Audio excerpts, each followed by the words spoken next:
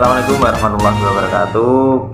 Perkenalkan, saya Zainur Anwar. Saya sebagai host di acara podcast Sirah Nabawiyah. Di segmen kali ini saya bersama teman saya bernama Mas Asrofi Fawais, yang mana teman saya ini sebagai narasumber. Kami di sini akan berdialog sedikit terkait kisah Nabi Muhammad, yaitu Baiat Aqabah. Nah, di dalam kisah tersebut pasti banyak sekali cerita-cerita menarik dan juga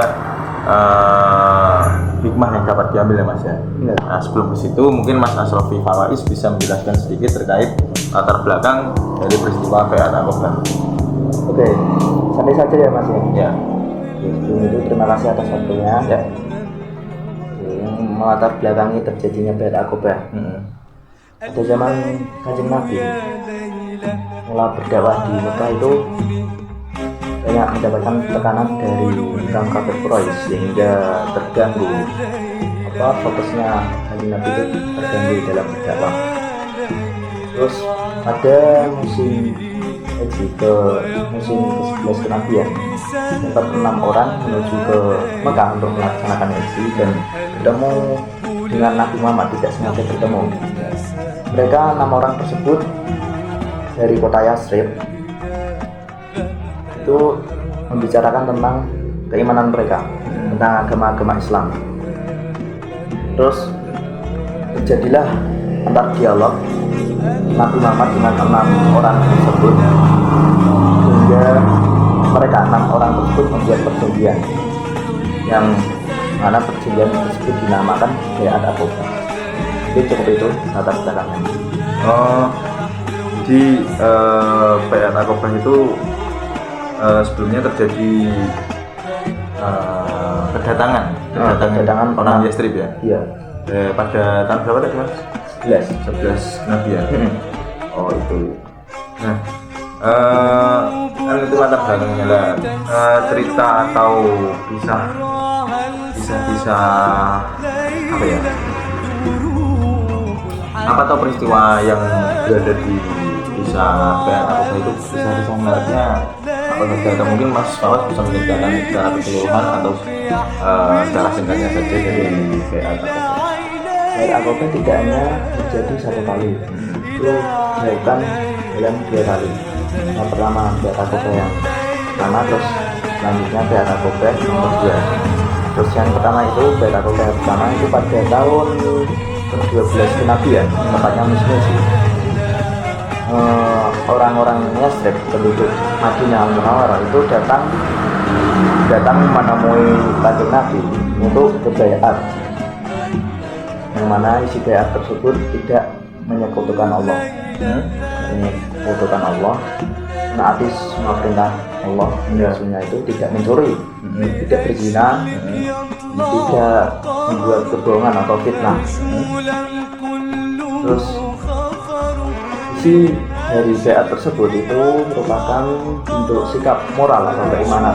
Oh iya, satu lagi Mas, lupa, tidak membunuh anak-anaknya. Kan pada zaman jahiliyah kan membunuh anak-anak, terutama perempuan ya, anak-anak perempuan. Jadi anak perempuan banyak yang dibunuh ya? Iya, itu janji Nabi kepada masyarakat Yasrib. 12 orang, dan ke-12 orang tersebut itu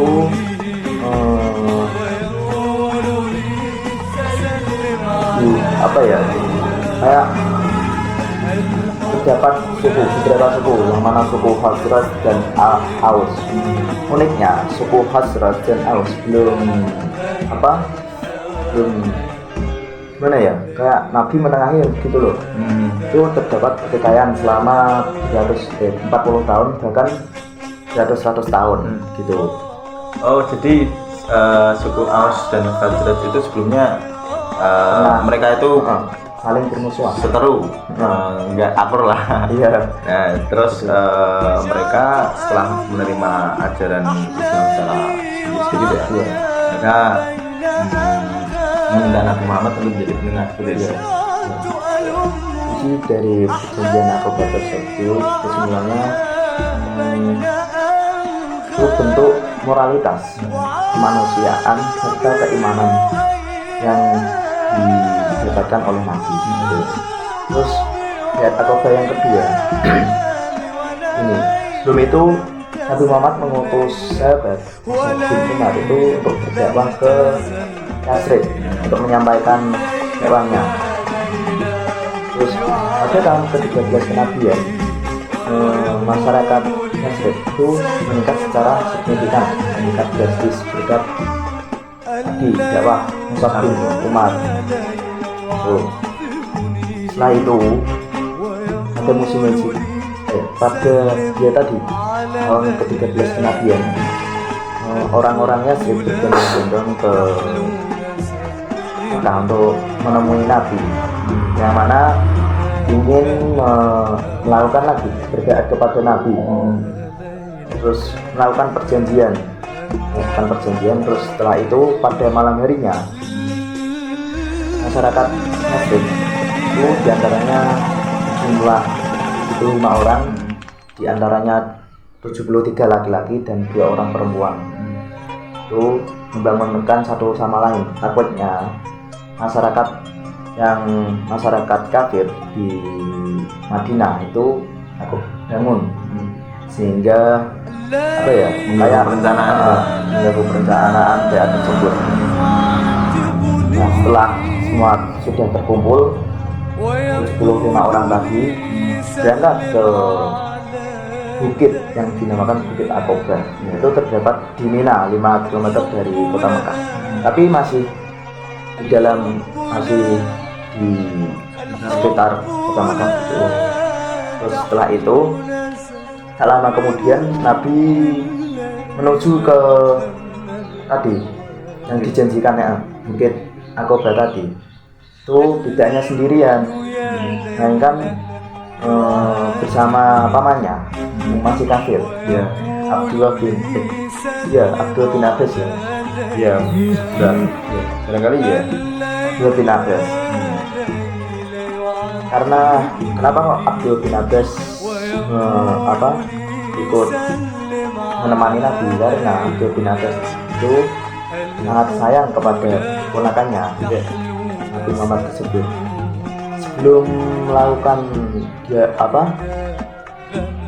berbaiat kepada Nabi, Abdullah bin Abbas itu berpesan, ya ma'syarul Hasrat, ya orang-orang Hasrat dan Aus, jika kalian tidak bisa mengikuti perintah Nabi dan kalian mengkhianatinya, janganlah kalian membawanya, biar kami saja yang menjaganya, gitu. Terus setelah itu dari perwakilan suku Aus dan Khazraj itu berbicara, ya saya siap akan menjaga Nabi dan tidak akan mengingkari. Lebih tepatnya kayak gitu dialognya. Jadi kayak pamannya Nabi itu sebelum melakukan bayat itu menanting ya. Jadi gimana ya? Jadi kesepakatan gitu loh.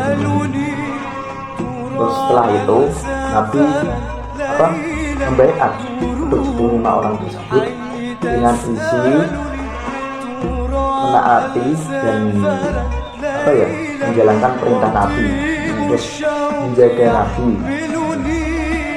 Terus ketiga itu melakukan infak maupun ketika susah maupun senang. Terus melakukan amar ma'ruf dan nahi munkar. Terus yang terakhir ini Nabi menjanjikan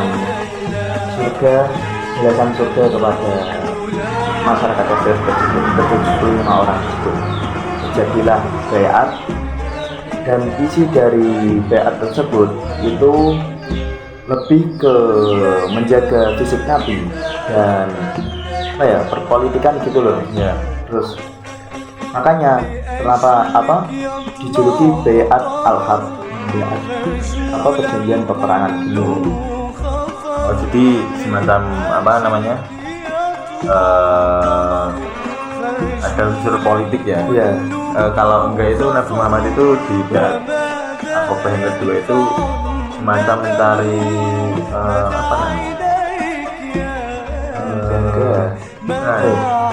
semacam mencari teman atau perlindungan lah gitu. Itu ceritanya seperti itu, Mas.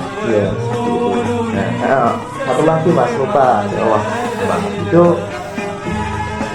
isi BA tersebut juga dapat kuat, gimana ya, kayak ketika kamu muslim, misal kamu muslim, saya kafir gitu, kuat terhadap celaan dari orang-orang kafir gitu. Jadi ketika mereka sudah memiliki niat untuk melindungi Nabi, harus kuat terhadap celaan dari orang kafir seperti itu. Iya. Oh ya. Oke. Tadi kan cerita dan juga latar belakang. Nah, banyak sekali cerita-cerita menarik ya Mas ya. Iya. Nah, mungkin pastinya ada hikmah dan juga pelajaran yang dapat kita kita ambil untuk kita amalkan di kehidupan sehari-hari kita, atau yang bisa kita rasakan sampai saat ini itu apa Mas? Bisa dengan ceritakan atau jelaskan? Contohnya kayak gini, ketika kamu masuk ke suatu organisasi, itu kan ini itu melakukan kesepakatan atau perjanjian yang mana dia disebut ya kayak beda gitu loh. Itu mana ya, melakukan komitmen, menjaga komitmen satu sama lain dan saling menjaga amanah, menjalankan amanah gitu kan. Terus yang kedua itu terjadinya yang saya ambil dari BA tersebut itu kayak gimana ya, terjadi menimbulkan persatuan kan. Itu kan masyarakat Yasrib yang dijuluki oleh Nabi Muhammad kaum Ansor, sehingga kaum penolong.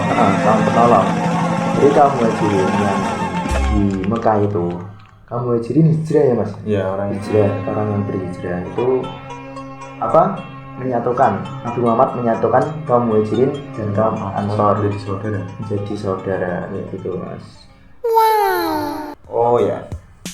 Jadi mungkin saya sebagai host ya. Jadi sedikit saya simpulkan hikmah dari atau pelajaran yang dapat diambil dari kisah BA Aqobah tadi itu, kita di kehidupan sehari-hari itu harus menjunjung komitmen dan juga harus menjalankan amanah dengan sebaik-baiknya ya. Yeah. Terus tadi saya tertarik terkait cerita itu loh, namanya Nabi. Bukan, yang mereka saling membangunkan itu loh. Membangunkan. Nah itu saya tertarik dengan cerita itu. Dan pelajaran yang dapat diambil dari cerita itu, kita harus menjaga solidaritas atau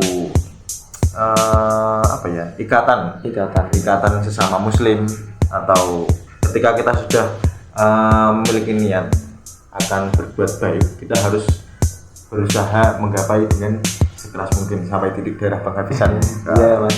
Ya, itu mungkin hikmah yang dapat diambil atau pelajaran yang dapat diambil dari kisah BA Aqobah Mas ya. Iya. Mungkin ada lagi Mas atau gimana? Mungkin cukup itu Mas. Cukup itu. Iya. Oke. Nah, cerita singkatnya. Oke, teman-teman. Jadi itu cerita singkat atau kisah dari Nabi Muhammad, kisah perjalanan Nabi Muhammad, khususnya dari cerita BA Aqobah ya teman-teman. Nah, barangkali banyak sekali pelajaran dan juga hikmah yang dapat kita ambil. Itu tadi dari saya, kesimpulannya itu mungkin sebagian kecil, tapi teman-teman mungkin bisa menyimpulkannya sendiri dan menafsirkan hikmah atau pelajaran itu kan berbeda-beda setiap orang. Jadi teman-teman bisa menafsirkan sendiri ya. Oke, cukup itu saja dari kami. Barangkali nanti di video selanjutnya silahkan kalian tonton dan jangan lupa di subscribe dan jangan lupa di like ya teman-teman ya. Oke. Mungkin itu saja kurang lebihnya dari kita berdua. Billahi taufiq wal hidayah. Assalamualaikum warahmatullahi wabarakatuh. Waalaikumsalam warahmatullahi wabarakatuh.